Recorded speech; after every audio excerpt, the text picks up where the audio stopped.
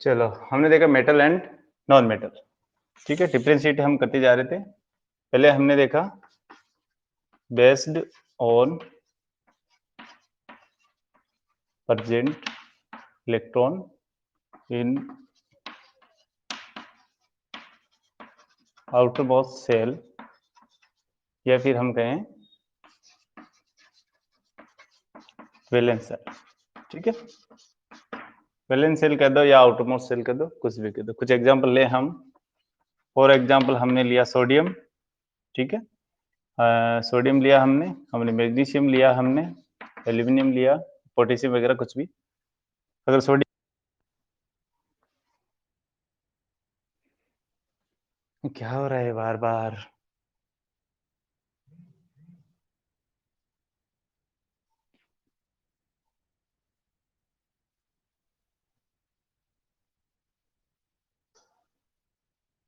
टिप्पा रहा नहीं यहाँ पे। चलो, आवाज आ रही ना सही से?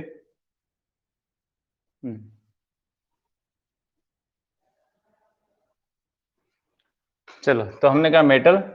तो पहले हम मेटल का अगर डेफिनेशन बनाने जाए तो किस बेस पे? हमने देखा present electron in the outer most shell या वैलेंस सेल। वैलेंस सेल कौन सा? ये न्यूक्लियस। जो भी बाहर वाला सेल होगा, जैसे ये बाहर वाला सेल ही होगा आउटर मोस्ट, या फिर हम कहें वैलेंस सेल, ठीक है। हमने एग्जांपल लिया sodium, magnesium and aluminium. Sodium कितने नंबर पे है? 11 नंबर पे है। एल्यूमिनियम सोडियम कितने नंबर पे? 11 नंबर पे है।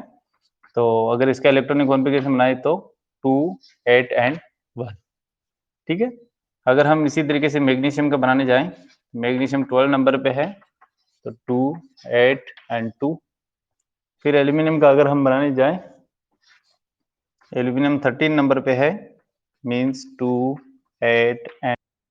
मेटल के एग्जांपल है जिनके आउटर मोस्ट में कितने इलेक्ट्रॉन हो, 1, 2 एंड 3 हो, तो हम उनको बोल देंगे मेटल। नॉन मेटल की बात करेंगे, जिनके आउटर मोस्ट में 4, 5, 6, 7 इलेक्ट्रॉन हो, तो हम उनको बोल देंगे नॉन मेटल। फॉर एग्जांपल अगर हम देखें carbon, nitrogen, oxygen, chlorine. Carbon की आपने बात की 6 नंबर पे है, तो 2, 4। फिर हमने नाइट्रोजन की बात की 7 नंबर पे है, तो 2, 5।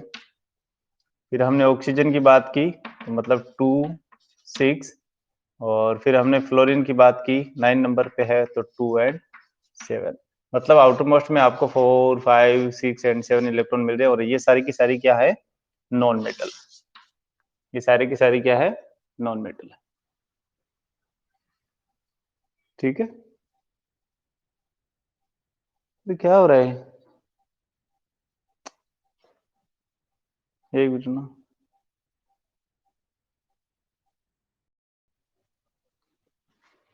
चलो, तो हमने कहा मेटल का हम डेफिनेशन बनाने गए थे। हमने कहा कि based on present electron in outermost shell या वैलेंस सेल, की वैलेंस सेल या आउटरमोस्ट सेल के अंदर कितने इलेक्ट्रॉन है, उसके बेसिस पे हमने देखा कि हम उसको मेटल्स कहेंगे।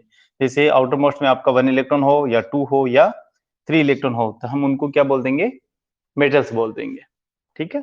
उनको हम क्या बोल देंगे? मेटल्स बोल देंगे, ठीक है। दूसरा हमने नॉन मेटल्स के एग्जांपल देखे, carbon, nitrogen, oxygen and fluorine. तो यहाँ पे कार्बन 6 नंबर पे है, तो 2, 4 इलेक्ट्रॉनिक कॉन्फ़िगरेशन बन जाएगा, तो आउटर मोस्ट में 4, नाइट्रोजन के आउटर मोस्ट में 5, ऑक्सीजन के आउटर मोस्ट में 6 इलेक्ट्रॉन एंड फ्लोरीन के आउटर मोस्ट में 7 इलेक्ट्रॉन। मीन्स हम कह सकते हैं कि ऐसे एलिमेंट्स जिनके आउटर मोस्ट में कितने इलेक्ट्रॉन हो, 4, 5, 6 एंड 7 इलेक्ट्रॉन हो, तो हम उनको क्या बोल सकते हैं? नॉन मेटल कह सकते हैं। मेटल्स हम किनको कहेंगे? जिनके आउटर मोस्ट में 1, 2 एंड 3 इलेक्ट्रॉन अगर अपने को मिलते हैं, तो हम इनको मेटल्स कह देंगे। क्लियर है इतना? ठीक है। फिर हम इसका डेफिनेशन बनाने जाएंगे, तो हम इसी बेस पे इनका डेफिनेशन बना देंगे, है ना। विच है 1, 2, 3 and 4 electron in the outermost shell, उनको हम क्या बोल देंगे? Metal. And 4, 5 and 6 electron are present in the outermost shell, that is called non metals, ठीक है। क्लियर? चलिए, डेफिनेशन बनाए हम, तो डेफिनेशन हम बना सकते हैं, ठीक है। नोट डाउन करते जाइए इसको ऐसे ही, है ना, डिफरेंशिएट करते हुए हम चल रहे हैं। तो पहले डेफिनेशन बनाएंगे, तो हम मेटल्स के बारे में डेफिनेशन बनाइए। विच have number of electron 1 2 and 3 1 2 3 electron are present in outermost shell, या हम कहें valence cell, that's called metal.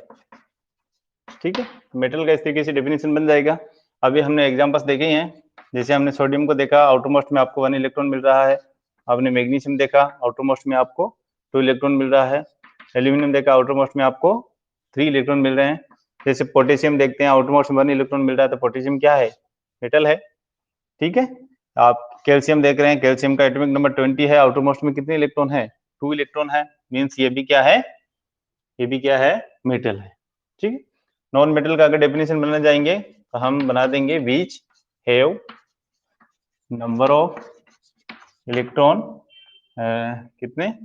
4 5 6 and 7 electron are present in the outer most, या फिर हम कहें valence shell of the elements या एटम्स। ठीक है, तो इनको हम बोल देंगे दैट्स कॉल्ड, क्या बोल देंगे? Non metal. ठीक है, तो मेटल और नॉन मेटल का हम डेफिनेशन बना सकते हैं यहाँ से। ठीक है, इनके आउटरमोस्ट में 1 2 3 इलेक्ट्रॉन हो, हम बोल देंगे उनको मेटल, और 4 5 6 7 इलेक्ट्रॉन अगर है तो हम बोल देंगे उसको नॉन मेटल। ठीक है, 1 2 3 के लिए मेटल्स और 4 5 6 7 के लिए नॉन मेटल्स। एग्जाम्पल अभी हमने देखा, कार्बन के आउटरमोस्ट में कितने इलेक्ट्रॉन? 4 थे। ठीक है, कार्बन। ऑक्सीजन के आउटरमोस्ट में कितने मिल जाएंगे आपको? 6 मिल जाएंगे। नाइट्रोजन के आउटरमोस्ट में कितने मिल जाएंगे? 5 मिल जाएंगे, है ना। फ्लोरीन हो गया, क्लोरीन हो गया, इनके आउटरमोस्ट में कितना मिल रहा है अपने को? इनके आउटरमोस्ट में 7 मिल रहा है ना। तो 4 5 6 एंड 7 इलेक्ट्रॉन ये है, तो ये सारी की सारी क्या है? Non metals. ठीक है, तो ये पहली प्रॉपर्टीज होगी इनकी, हम यूं कहें कि पहली प्रॉपर्टीज होगी इनकी कि number of electron in the present in outermost shell based on, तो इनके बेसिस पे कि आउटरमोस्ट में कितने इलेक्ट्रॉन है, उनके बेसिस पे हमने इनकी एक प्रॉपर्टीज बना ली, जिसपे हमने बताया कि मेटल हम किसको कहेंगे और नॉन मेटल हम किसको कहेंगे। ठीक है, इतना क्लियर है? तो आगे चलें। ठीक है, यहां तक कोई दिक्कत नहीं है। नंबर ऑफ इलेक्ट्रॉन निकालना है अपने को, कितना है?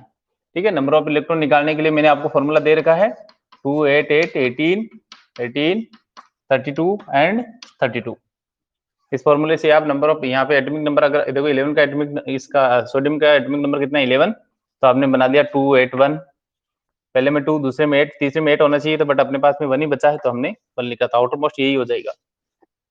ठीक है, इसी तरीके से हम वैलेंसी डिसाइड करते हैं।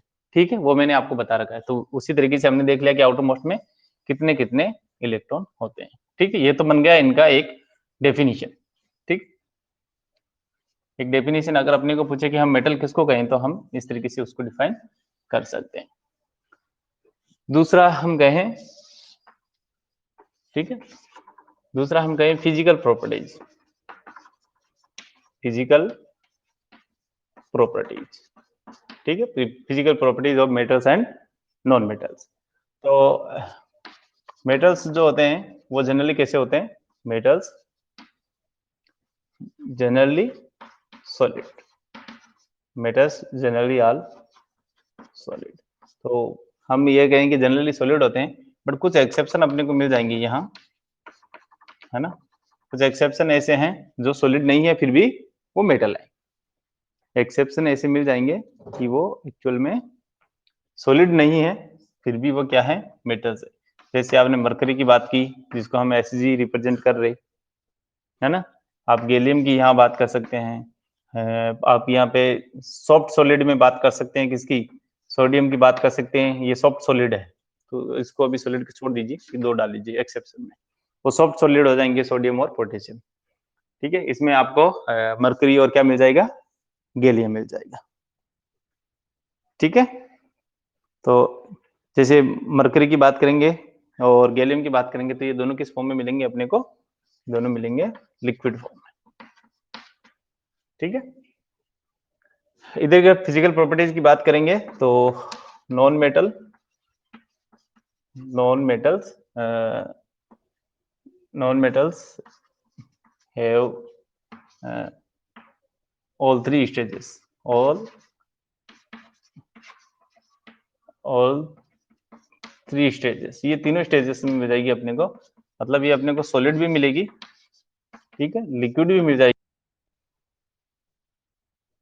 Solid liquid and gas. दिख पा रहा है क्या क्लियरली?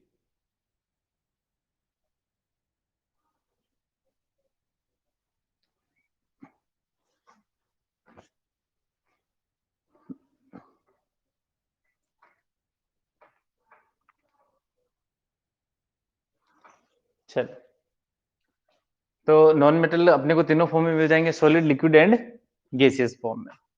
ठीक है, कुछ एग्जांपल्स है अपने पास में, तो हम एग्जांपल्स दे सकते हैं। सॉलिड के अंदर अपने को क्या मिल जाएगा, कार्बन मिल गया, जैसे फास्फोरस मिल गया, है ना। लिक्विड के अंदर आपको ब्रोमीन मिल जाएगा, है ना। गैसियस फॉर्म में तो बहुत सारे मिल जाएंगे, ऑक्सीजन हो गया, नाइट्रोजन हो गया, है ना, फ्लोरीन हो गया। इस तरीके से आप इनके एग्जांपल्स डाल सकते हैं। तो ये तीनों फॉर्म में एग्जिस्ट करता है नॉन मेटल्स, सॉलिड में भी मिलेगा, लिक्विड में भी मिलेगा और गैसियस में भी मिलेगा। ठीक है, इस तरीके से हम तीनों के आंसर्स कर सकते हैं। ठीक है, हटाएं। फिजिकल स्टेज के बाद में अपना नेक्स्ट है लश्चर, तीसरा। ठीक है, कि लश्चर का प्रॉपर्टीज दोनों में किस तरीके से होता है। ठीक है, लश्चर प्रॉपर्टीज की बात करें तीसरा, तो मेटल्स तो सारे के सारे कैसे होते हैं, मेटल्स हैव जनरली लश्चर। ठीक है, लश्चर मीन्स साइन, शाइनिंग करेंगे कि नहीं करेंगे उनका सरफेस, सरफेस उसका शाइनिंग करने वाला है कि नहीं। तो मेटल तो सारे चमकते हैं, शाइन करते हैं ना, तो जनरली ये सारे के सारे कैसे हो जाएंगे, ये सारे के सारे कैसे हो जाएंगे, हाँ लश्चर हो जाएंगे। बट यहाँ पे एक्सेप्शन आपको मिल जाएगा, एक्सेप्शन मिल जाएगा, मतलब पीबी, जिसे आप लेड कहें। ठीक है, तो ये किस तरीके का है, ये थोड़ा डल टाइप का मिलेगा आपको, ये कैसे मिलेगा, डल टाइप का मिलेगा। ठीक है, और नॉन मेटल की अगर हम बात करेंगे तो ये सारे जनरली कैसे होंगे, ये सारे जनरली डल होंगे, है ना। तो हम डाल देंगे नॉन मेटल्स जनरली है डल। ठीक है, पर इसमें भी आपको एक्सेप्शन तो मिल ही जाएंगे। ठीक है, एक्सेप्शन में जैसे डायमंड होता है, कार्बन का एलोट्रोप्स होता है ना। तो डायमंड की बात करें तो डायमंड तो चमकता है, शाइनिंग करता है ना, बट ये नॉन मेटल ही है। ठीक है, ग्रेफाइट की बात करें, ग्रेफाइट जो हम पेंसिल में यूज कर रहे, ठीक है, तो वो भी, तो ये दोनों साइन तो करता ही है ना। आयोडीन भी हम यहाँ पे एग्जाम्पल डाल सकते हैं। तो एक्सेप्शन में थोड़ा ध्यान रखें, नॉन मेटल में भी कुछ एग्जाम्पल ऐसे हैं जो लश्चर है ना, जो साइन कर रहे होते हैं, बट वो नॉन मेटल है। बट मेटल्स लगभग सारे के सारे कैसे मिलेंगे आपको, लश्चर मिलेंगे। एक्सेप्शन में आप लेड बता सकते हैं कि वो मेटल होते हुए भी कैसा है, डल है। ठीक है, नेक्स्ट चले क्या, फिर थर्ड प्रॉपर्टीज हम देखते हैं इनकी।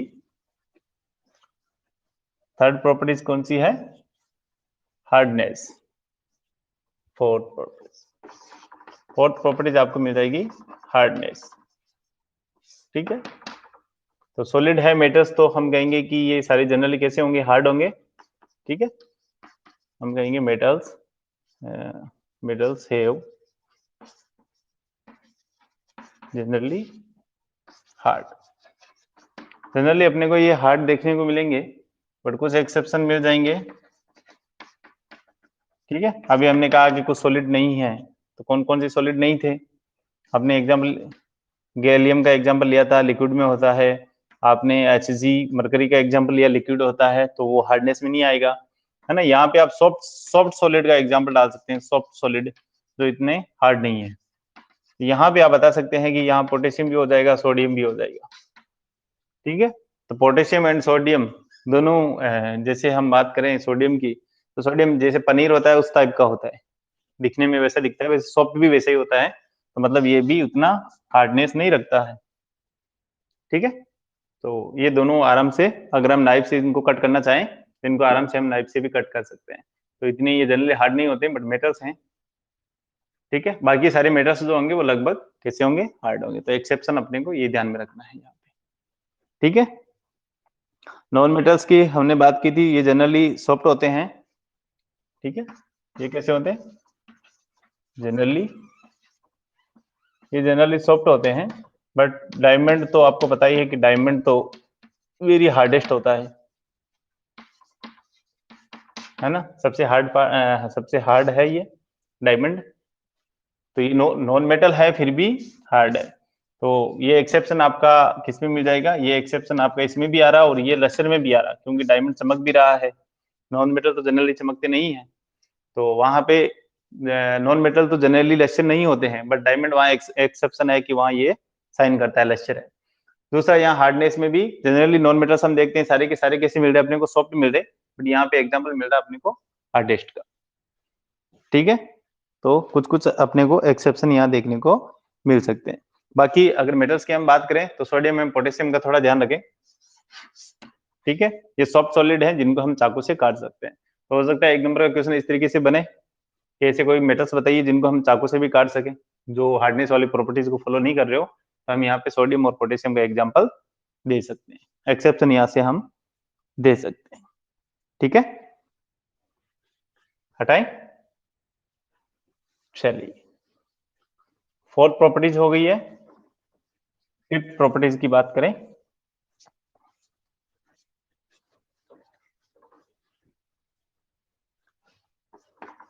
फिफ्थ प्रॉपर्टीज है मेल्टिंग पॉइंट। ठीक है। मेल्टिंग पॉइंट कैसे आएगा, देखो हम कह रहे हैं कि मेटल्स जनरली कैसे हैं, हार्ड हार्ड होते हैं, सॉलिड होते हैं। तो मेटल्स के मेल्टिंग पॉइंट कुछ अपने को कैसे मिलेंगे, हाई मिलेंगे। तो metals have high melting point. ठीक है। हाई मेल्टिंग पॉइंट, तो ये सॉलिड में है तो फिर मेल्टिंग पॉइंट इनका हाई होगा। बट एक्सेप्शन हमने कहा कि लिक्विड होता है कौन, mercury and gallium liquid form में मिल रहा है, तो एक्सेप्शन हो जाएगा कि इनका मेल्टिंग पॉइंट कम रहेगा। बाकी सारे मेटल्स हैं जिनका तो मेल्टिंग पॉइंट हाई है, बट ये तो हमने कहा कि ये लिक्विड फॉर्म में है ऑलरेडी। ठीक है। तो इसका मतलब क्या हुआ, इसका मेल्टिंग पॉइंट थोड़ा कम मिलेगा। मेल्टिंग पॉइंट कम होने का मतलब है कि ऐसा टेम्परेचर जिसपे वो जल्दी से मेल्ट हो जाए, जल्दी से मेल्ट हो जाए। किस टेम्परेचर पर वो मेल्ट हो रहा है, जैसे आइस है तो आइस किस टेम्परेचर पर मेल्ट हो रही है ना, उसी तरीके से मेटल्स जितने भी हैं वो किस पॉइंट पर मेल्ट हो रहे हैं, किस टेम्परेचर के पॉइंट पे वो मेल्ट होने जा रहे हैं, तो उस पॉइंट को हम बोलते हैं मेल्टिंग पॉइंट, है ना। तो ये सॉलिड है तो मेल्टिंग पॉइंट हाई होगा ना, टेम्परेचर बहुत ज्यादा चाहिए, तो यहाँ पे मेल्टिंग पॉइंट हाई हो जाएगा। बट ये ऑलरेडी कैसी है, लिक्विड है, तो इसके लिए मेल्टिंग पॉइंट बहुत कम हो जाएगा। ठीक है। नॉन मेटल्स में बात करेंगे तो इसका अपोजिट हो जाएगा। ठीक है। तो नॉन मेटल्स जो आएंगे वो लो मेल्टिंग पॉइंट रखेंगे। ठीक है। No melting point, low melting point and boiling point. ठीक है। तो हम लिख देंगे non metals have low melting point. ठीक है। मेल्टिंग एंड बॉइलिंग पॉइंट दोनों डाल सकते हैं यहाँ पे, क्योंकि इसका बॉइलिंग पॉइंट भी ज्यादा होगा, क्योंकि बॉइल करोगे तो अपने को टेम्परेचर ज्यादा देना पड़ेगा, इधर टेम्परेचर अपने को कम देना पड़ेगा। अब दूसरा यहाँ पे देखो, हमने कहा कि ये कैसे हैं, सॉलिड होते हैं, हमने कहा ये हार्डेस्ट होते हैं, है ना। तो सॉलिड के जो कॉन्स्टिट्यूएंट्स पार्टिकल्स जो होते हैं उनके बीच में कौन सा फोर्स है, उनके बीच में जो हम कहेंगे बॉन्डिंग कैसी है। तो यहाँ पे मेटल्स है तो मेटल मेटल के ही कॉन्स्टिट्यूएंट्स पार्टिकल्स होंगे, है ना। तो यहाँ पे जो ये हाई मेल्टिंग पॉइंट जो इनको मिल रहा है वो मिल रहा है due to metallic bond, metallic bonding. ठीक है भाई। आप ये देख रहे हैं ना कि ये मेटल्स हैं, तो मेटल के अंदर क्या रहेंगे, मेटल के ही कॉन्स्टिट्यूएंट्स पार्टिकल्स रहेंगे, तो उनके बीच में जो बॉन्डिंग हो रही है उसको हम बोलते हैं मेटलिक बॉन्डिंग। ठीक है। तो ड्यू टू मेटलिक बॉन्डिंग ये कैसे हैं, हार्डेस्ट हैं, ये कैसे हैं, सॉलिड हैं, तो हमने कहा कि इनका मेल्टिंग पॉइंट हाई है ड्यू टू मेटलिक बॉन्डिंग। ठीक, तो इनके बीच में आपको मेटलिक बॉन्डिंग देखने को मिल जाएगी, और इनका जो लो मेल्टिंग पॉइंट है वो है due to weak van der Waals force. Van der Waals force, ठीक, due to weak van der Waals force. तो इनके बीच में जो फोर्स काम कर रहा है उसको हम किस नाम से जानेंगे? वंडरवॉल फोर्स के नाम से जानेंगे, और इनके बीच में जो फोर्स काम कर रहा है कॉन्स्टिट्यूएंट पार्टिकल्स के बीच में, उनको हम जानेंगे मेटेलिक बॉन्ड के नाम से। ठीक है, इधर नॉन मेटल के कॉन्स्टिट्यूएंट्स पार्टिकल्स हैं, तो उनके बीच में जो फोर्स काम कर रहा है वो वंडरवॉल फोर्स काम कर रहा है, जो बहुत ही वीक है, इसलिए इनका मेल्टिंग पॉइंट और बॉइलिंग पॉइंट लो रह जाता है, और इनमें मेटेलिक बॉन्ड थोड़ा स्ट्रॉन्ग वाला बॉन्ड है, ताकि इसका हाई मेल्टिंग पॉइंट मिलेगा आपको और हाई बॉइलिंग पॉइंट मिलेगा। क्लियर है?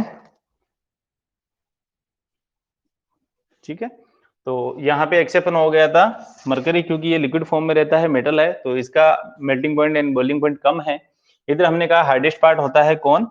डायमंड होता है। तो हम जैसे कार्बन की बात कर लें, यहाँ पे कार्बन का एलोट्रोप है, तो यहाँ पे जैसे डायमंड की बात करेंगे हम लोग, तो डायमंड तो वेरी हार्डेस्ट पार्ट है, हार्डेस्ट है, तो उनके बीच में भी जो फोर्स काम कर रहा है वो भी बड़ा स्ट्रॉन्ग वाला फोर्स काम कर रहा है, तो इसके मेल्टिंग पॉइंट बॉइलिंग पॉइंट कैसे हो सकते हैं? हाई हो सकते हैं, तो ये एक्सेप्शन में चला जाएगा।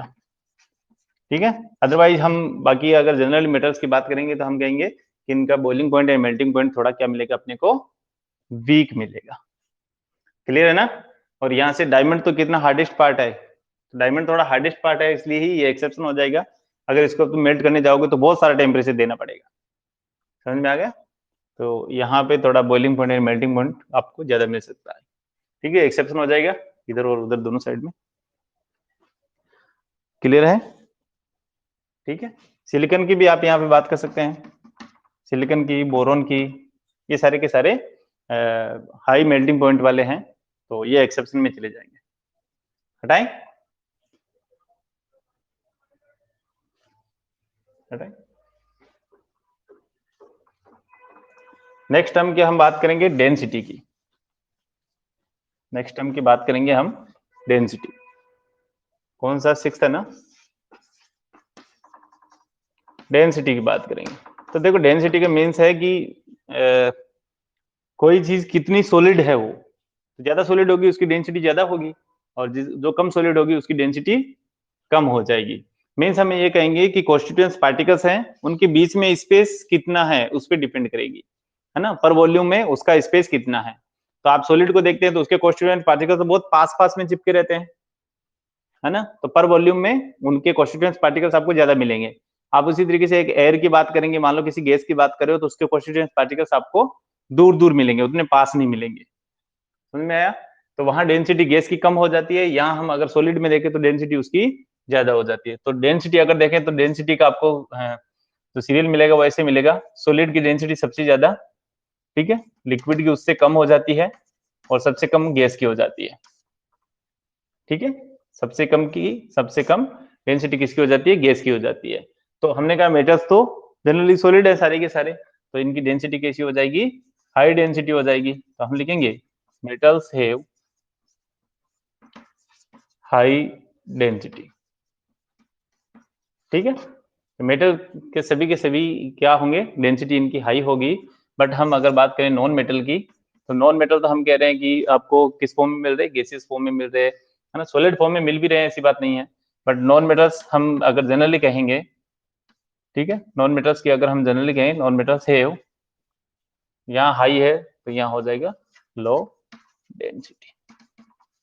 ठीक है, तो इनकी लगभग डेंसिटी कैसी होगी? लो होगी, और इनकी कैसी होगी? डेंसिटी हाई होगी। बट आपको एग्जांपल मिल जाएगा, जैसे देखो मरकरी, आपने बार बार मरकरी का यहाँ पे एक्सेप्शन आ रहा कि मरकरी लिक्विड है, तो हमने कहा लिक्विड की देखो डेंसिटी कम हो रही नहीं यहाँ से, है ना, तो यहाँ एक्सेप्शन में मिल जाएगा कि मरकरी की डेंसिटी कम होगी। बट यहाँ पे लो डेंसिटी लगभग सभी की हो रही है। बट अभी हमने कहा डायमंड तो बहुत सॉलिड है, तो सॉलिड इसकी डेंसिटी कैसी मिल जाएगी आपको? हाई मिल जाएगी, है ना, तो डेंसिटी इसकी ज्यादा हो सकती है, इनकी डेंसिटी, एक्सेप्शन में डेंसिटी इसकी Hg की डेंसिटी कम हो जाएगी और डायमंड की डेंसिटी ज्यादा होगी। तो ये मेटल एंड नॉन मेटल के दोनों क्या हो जाएंगे? एक्सेप्शन हो जाएगी। बाकी जनरली अगर हम कहेंगे तो जनरली में मेटल्स की डेंसिटी हाई होगी और नॉन मेटल की डेंसिटी कम हो जाएगी। ठीक है, हो गया है।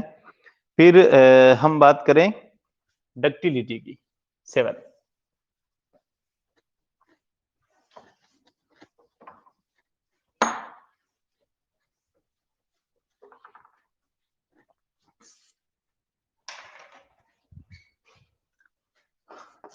हम बात करें डक्टिलिटी। डक्टिलिटी मीन्स है कि आप मेटल और नॉन मेटल को ले लो और दोनों को बीट करो। बीट करने के बाद में या फिर उसको खींचने के बाद में अगर हम उनको खींचे, स्ट्रेच करें, तो क्या उसके वायर बन रहे क्या, क्या वो वायर में कन्वर्ट हो रहे क्या? तो क्या इधर आपने ऑक्सीजन के वायर सुने हैं, नाइट्रोजन के वायर सुने हैं? तो ऐसे वायर नहीं होते। इधर आप अगर कहेंगे तो एल्यूमिनियम के वायर आपको मिल जाएंगे, आपको गोल्ड के वायर मिल जाएंगे, आपको अर्जेंटियम के वायर मिल जाएंगे। मतलब डक्टिलिटी की जो प्रॉपर्टीज है वो किसके पास में होगी? तो वो मेटल के पास में होगी। तो मेटल्स हैव जनरली डक्टाइल। ठीक है, तो ये कैसे हो जाएंगे? डक्टाइल हो जाएगा। डक्टाइल का मीन्स है बाय बीटन। ठीक है, बाय बीटन या स्टेज। ठीक है, खींचने से बीटन या stage can be convert into thin wire. ठीक है, डक्टिलिटी का मतलब क्या है कि अगर आप उसको बीट कर रहे हो या फिर उसको आप स्ट्रेच कर रहे हो, खींचने से उसको आप कन्वर्ट कर रहे हो किसमें? वायर में। तो कौन कन्वर्ट होने जाएगा वहां पे? मेटल कन्वर्ट होने जाएगा। समझ में आया? तो जनरली ये हो जाएंगे डक्टाइल और ये हो जाएंगे नॉन डक्टाइल। ठीक है, ठीक है। एक्सेप्शन तो आपको हर जगह मिल ही जाएगा, केमिस्ट्री है तो एक्सेप्शन तो मिलेगा ही मिलेगा तुम्हें। ठीक है, एक्सेप्शन में अभी हमने कहा कि मरकरी, तो HC तो ऑलरेडी लिक्विड में है, तो आप इसका वो किस तरीके से बना पाएंगे? आपने कहा गैलियम, है ना? तो डक्टाइल में हमने कहा गैलियम भी की हम कह सकते हैं कि वो डक्टिलिटी में नहीं आएगा। आपने अभी कहा कि सोडियम और पोटेशियम को आप नाइफ से काट सकते हैं, तो इसका भी तो आप वायर नहीं बना सकते। तो ये इसके कुछ, हाँ, ये कुछ हो जाएंगे क्या, इनके एक्सेप्शन हो जाएंगे।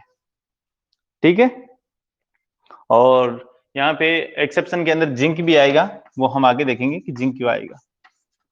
ठीक है, जिंक भी आएगा क्योंकि जिंक को जैसे ही हम बिटन करने जा रहे हैं तो वो मतलब टूट जा रहा है, तो ये इसके वायर हम नहीं फॉर्म कर रहे, तो थोड़ा एक्सेप्शन है, ध्यान रखें जिंक का भी।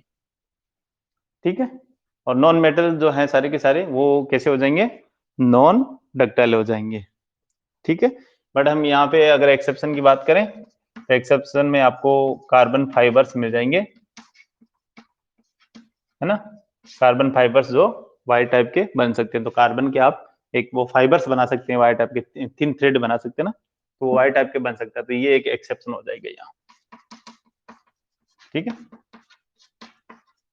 ठीक है, मैंने एग्जांपल्स नहीं लिखवाए हैं क्योंकि एक्सेप्शन लिखवा दिए हैं। इसके अलावा जो मेटल्स बचेगी वो सारी की सारी क्या हो जाएगी?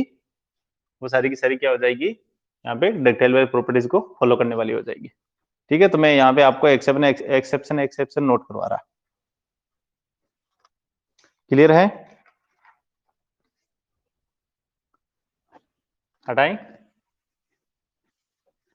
तो डक्टिलिटी हम किसको कहें कि अगर हम किसी मेटल को हम खींचे और उनको वायर के में कन्वर्ट कर पा रहे हैं तो वो उसकी क्या है? डक्टिलिटी।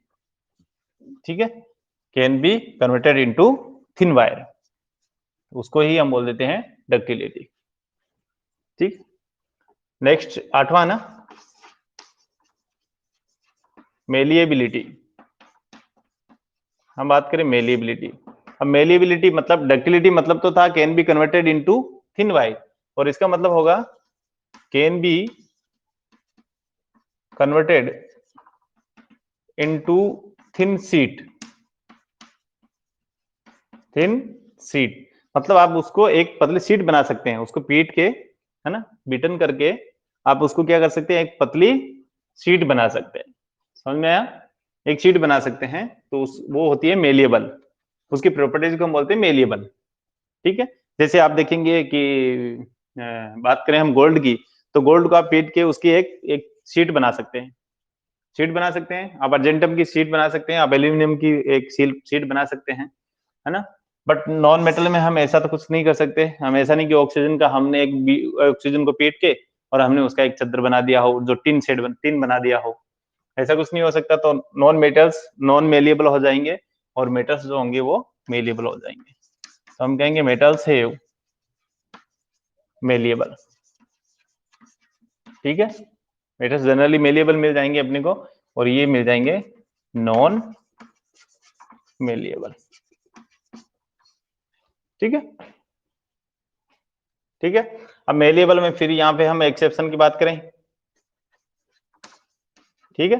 अभी हम बार बार कह रहे हैं कि मरकरी तो लिक्विड फॉर्म में है ना, गैलियम भी हम कह रहे हैं लिक्विड फॉर्म में है, तो इनका तो आप वो एक शीट थोड़ी बना सकते हो लिक्विड का, इनका तो एक शीट नहीं बना सकते हो, तो ये एक्सेप्शन में चले जाएगा। यहाँ पे हो गया आपका मरकरी एंड गैलियम हो गया, ठीक है। और सोडियम पोटेशियम हो जाएगा, है ना। सोडियम को हम कह रहे काट रहे हैं हम, उसको पीटेंगे तो शीट नहीं बन पाएगा। पोटेशियम का भी ऐसा ही हाल है, तो पोटेशियम भी एक्सेप्शन में चला जाएगा। जिंक को अभी हमने कहा है कि वो डक्टाइल नहीं है, उसके हम वायर नहीं बना पा रहे, शीट भी नहीं बना पाएंगे, तो ये जिंक का थोड़ा सा ध्यान रखना। जिंक को जैसे हम ठोक रहे हैं तो वो क्रिस्टलाइज होता जा रहा है या फिर वो छोटे छोटे टुकड़ों में टूटता जा रहा है, तो हम जिंक को भी इस कैटेगरी में नहीं डालेंगे, तो ये भी एक एक्सेप्शन में ही आएगा, ठीक है। इस तरीके से इनके कुछ एक्सेप्शन हो जाएंगे। और नॉन मेटल में हम कह रहे हैं कि ये कैसा है, नॉन मेलिएबल है, ठीक है। हटाएं,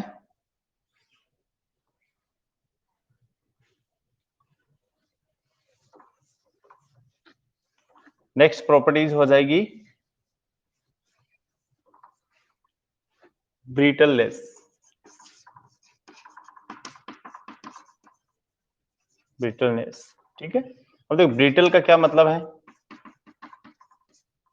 ठीक है। ब्रिटल का मतलब है कि जैसे हम उसको बीट करते जा रहे हैं, ठीक है, हम जैसे जैसे बीट करने जा रहे हैं तो वो छोटे छोटे टुकड़ों में टूटता जा रहा है, ठीक है। जैसे हम उसको बीट करते जा रहे हैं या ऊपर फोर्स अप्लाई किए जा रहे हैं तो क्या होगा, वो ब्रेक होता जा रहा है।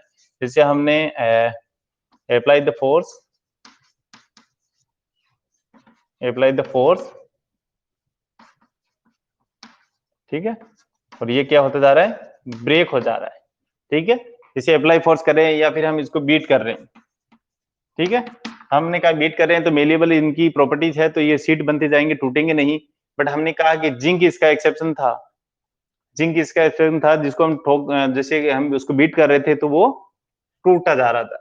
बट यहाँ पे ब्रिटल का मतलब है ब्रेक होना, तो जिंक तो इसको फॉलो करेगा बट बाकी मेटल्स इसको फॉलो नहीं करेंगे, क्योंकि बाकी मेटल्स के तो सीट बन रहे, है ना। तो हम कहेंगे नॉन ब्रिटल, है ना।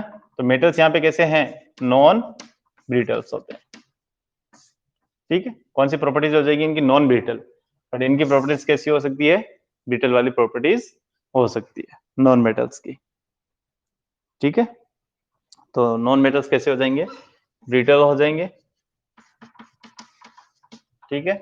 बट यहाँ पे एक्सेप्शन की अगर हम बात करें, नॉन ब्रिटल मतलब आप मरकरी का यहाँ पे एग्जांपल लो, मरकरी को आप तोड़ नहीं सकते, है ना, वो तो ऑलरेडी लिक्विड में है। गैलियम की भी हम यहाँ बात कर सकते हैं, लिक्विड में है।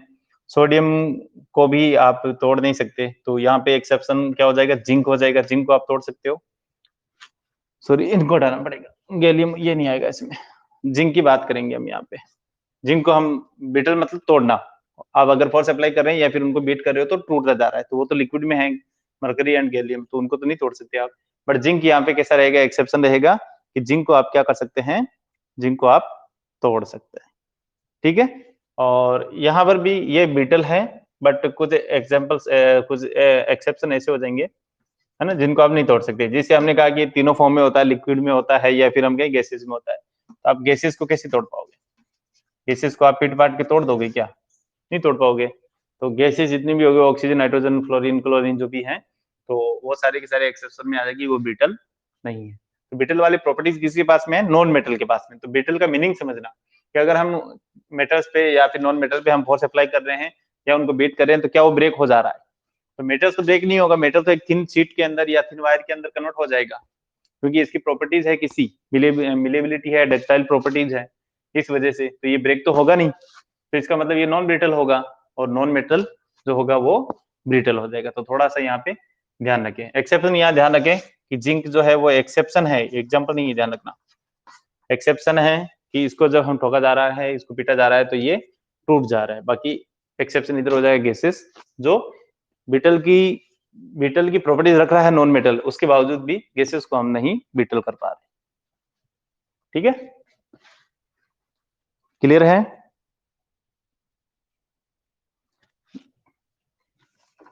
10 नंबर करें।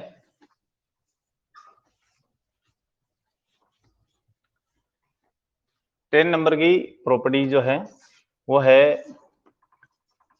Conduction of electricity and heat की भी बात कर सकते हैं हम यहाँ। ठीक है, conduction of electricity and heats, heat और इलेक्ट्रिसिटी का क्या कंडक्शन कर पाता है।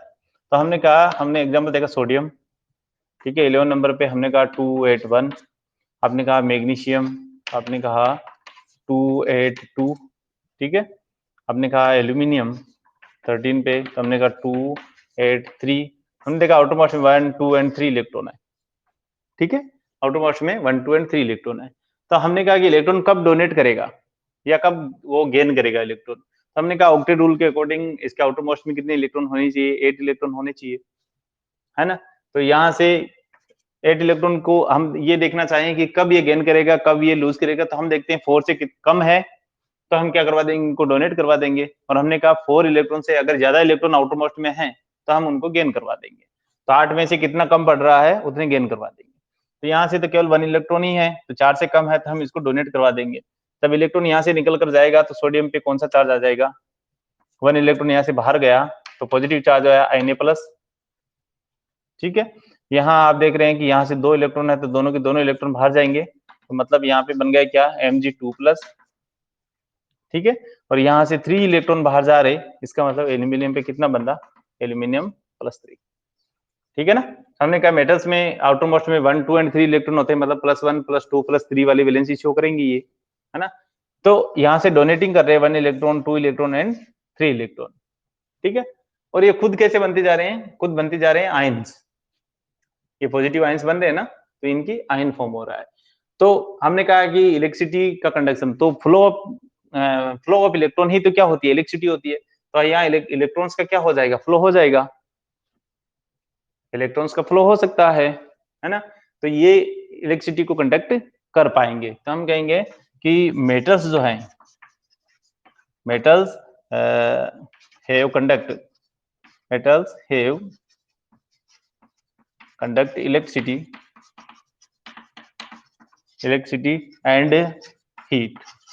ठीक है, दोनों काम कर सकता है। तो कंडक्शन कर सकता है इलेक्ट्रिसिटी एंड हीट का, क्योंकि इसके पास में आपके फ्रीली इलेक्ट्रॉन अवेलेबल है जिनको ये डोनेट कर सकता है। देखो फ्रीली इलेक्ट्रॉन 1 है, 2 एंड 3 है वैलेंस शेल में, तो फ्रीली इलेक्ट्रॉन इनके पास में अवेलेबल है। तो ये क्या कर सकते हैं, इलेक्ट्रॉन का एक फ्लो बना सकते हैं और ये इलेक्ट्रिसिटी या हीट का कंडक्शन कर सकते हैं। ठीक है, इसी तरीके से अगर नॉन मेटल में कहेंगे तो ये हीट एंड इलेक्ट्रिसिटी का कंडक्शन नहीं कर सकता है ना। तो हम कहेंगे no conduction of electricity and heat. ठीक है,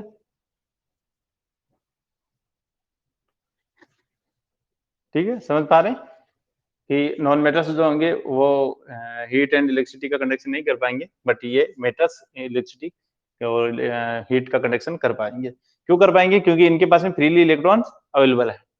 हम कहें मेटल के पास में फ्रीली इलेक्ट्रॉन्स अवेलेबल हैं, वो उनको क्या कर सकते हैं, डोनेट कर सकते हैं और खुद आयन की फॉर्म में आ सकते हैं, है ना। तो ये जो इलेक्ट्रॉन्स हैं इनका फ्लो हो सकता है, तो यहाँ पे इलेक्ट्रिसिटी का कंडक्शन हो सकता है। बाकी अगर हम यहाँ पे कहें, यहाँ पे आपको फ्रीली इलेक्ट्रॉन नहीं मिलेंगे, इसको खुद को इलेक्ट्रॉन चाहिए दूसरे से, है ना। फ्रीली इलेक्ट्रॉन नहीं है, देने के लिए इलेक्ट्रॉन नहीं है, तो वो हो जाएंगे non conduction of electricity and heat. But अगर हम यहाँ पे एक्सेप्शन देखें, है ना, एक्सेप्शन देखेंगे तो यहाँ पे ग्रेफाइट की अगर बात करें हम, है ना, तो ग्रेफाइट क्या होता है, एक कार्बन 3 कार्बन से जुड़ा होता है। इसके स्ट्रक्चर की अगर हम बात करें तो एक कार्बन क्या होता है, 3 अलग अलग कार्बन से जुड़ा रहता है। तो एक कार्बन के पास में आपको फ्रीली इलेक्ट्रॉन अवेलेबल मिल जाता है स्ट्रक्चर के अंदर, इसका कुछ स्ट्रक्चर ऐसा ही होता है। ठीक है, तो इसके पास में एक इलेक्ट्रॉन यहाँ पे फ्रीली अवेलेबल मिल जाता है। तो ये इलेक्ट्रॉन क्या कर सकता है, ये इलेक्ट्रॉन अंदर में फ्रीली मूव कर सकता है। तो यहाँ पे फ्लो ऑफ इलेक्ट्रॉन हो सकता है, यहाँ पे फ्लो ऑफ इलेक्ट्रॉन हो सकता है। बाकी ये 3 कार्बन, ये भी 3-3 कार्बन से जुड़ेंगे, तो इसका मतलब इसके पास में भी एक-एक इलेक्ट्रॉन बच जाएंगे। तो ये इलेक्ट्रॉन फ्रीली रहेंगे, जो क्या कर सकते हैं, मूवमेंट कर सकते हैं। तो मूवमेंट करेंगे तो हम कहेंगे कि ग्रेफाइट इलेक्ट्रिसिटी का कंडक्शन कर सकता है। तो ये एक एक्सेप्शन हो गया। कार्बन फाइबर्स भी इसी टाइप, ठीक है। तो दोनों चीज समझ में आ गई है कि मेटल्स के अंदर फ्रीली इलेक्ट्रॉन्स अवेलेबल है तो इलेक्ट्रिसिटी एंड हीट का कंडक्शन कर पाएंगे, बट नॉन मेटल के अंदर फ्रीली इलेक्ट्रॉन्स अवेलेबल नहीं है तो इलेक्ट्रिसिटी एंड हीट का कंडक्शन नहीं हो पाएगा। बट ग्रेफाइट एक ऐसा है कि एक कार्बन से 3 कार्बन ही जुड़े होते हैं, तो एक कार्बन के पास में फ्रीली इलेक्ट्रॉन अवेलेबल होता है, वो मूवमेंट कर सकता है या उसका फ्लो ऑफ इलेक्ट्रॉन्स बन सकता है। तो यहाँ इलेक्ट्रिसिटी और हीट का क्या हो सकता है, कंडक्शन हो सकता है। तो एक्सेप्शन आपको यहाँ मिल जाएगा ग्रेफाइट। क्लियर है इतना?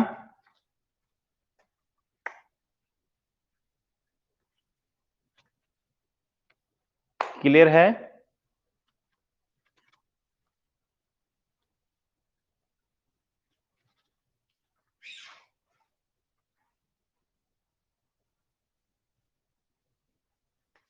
क्लियर है क्या?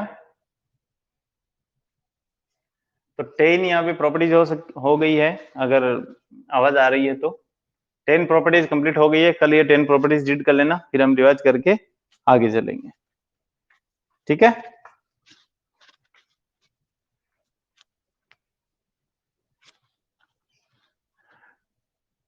ठीक है, आपकी आवाज मेरे पास में नहीं आ रही। यहाँ कंडक्शन ऑफ इलेक्ट्रिसिटी की बात करेंगे, एक्सेप्शन यहाँ भी मिल जाएगा अपने को।